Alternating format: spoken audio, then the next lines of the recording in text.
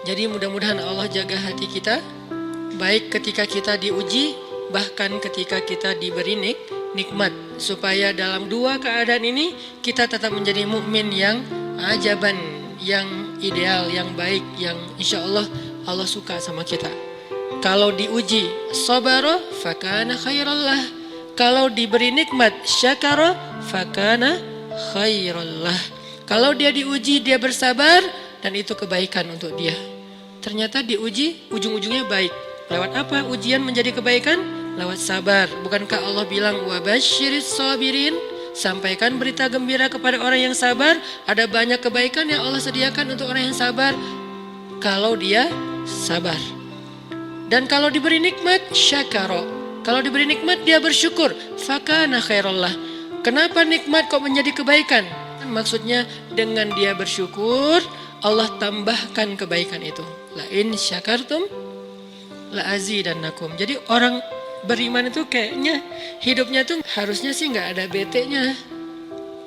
Hidupnya tuh nggak ada istilah, aduh hari ini gue kayak rugi banget nih. Nggak ada orang yang beriman rugi. Kan hidup kita tuh di antara dua itu kan. Cuman varian ujian itu aja macam-macam. Varian ujian itu misalnya kalau di surat Al-Baqarah Allah menyebutkan 3 varian ujian kan.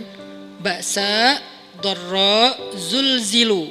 Ujian fisik, ujian harta. Harta ini termasuk karir, kerjaan, usaha, bisnis. Dan ujian zulzilu, ujian perasaan, termasuk diputusin. Atau orang yang dekat sama kita jadian sama yang lain. Atau mungkin di unfollow oleh ya gitu deh. Saya kalau udah ngebahas bab ini agak gimana gitu. Jadi 3 varian ini masuk kategori apa? Masuk kategori ujian. Tetap aja 2. Kalau nggak ujian nikmat, antara 2 itu nih. In asabathu sarra syakara wa in asabathu dharra sabara. Udah gitu aja. Dan nanti bahkan sampai ayatnya gini. Alladzina yunfiquna fis sarra'i wad dharra. Orang yang tetap beramal soleh lewat hartanya dalam keadaan dia berkelebihan atau dalam keadaan dia kekurangan. Itu mukmin, keren banget gitu. Dia tuh nggak pernah kehilangan kesempatan berbuat baik. Baik beramal soleh ketika dia dalam keadaan dikasih nikmat, maupun beramal soleh ketika dia dikasih ujian, tetap aja beramal soleh.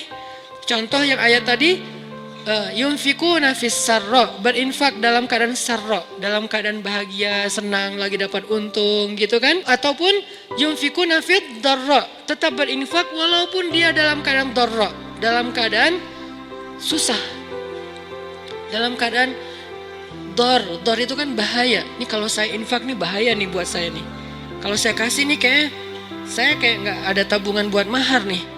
Kalau saya kasih ke dia, terus saya gimana?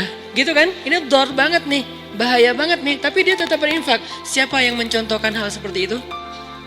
Selain pastinya Rasulullah udah nggak diragukan lagi. Yang jadi kayak simbol berinfak walaupun dia butuh. Orang-orang Ansor, yu'thiruna ala anfusihim walau kana bihim khasasah. Mereka mendahulukan orang muhajirin atas dirinya sendiri, walaupun sebetulnya dia juga butuh kepada kebaikan itu.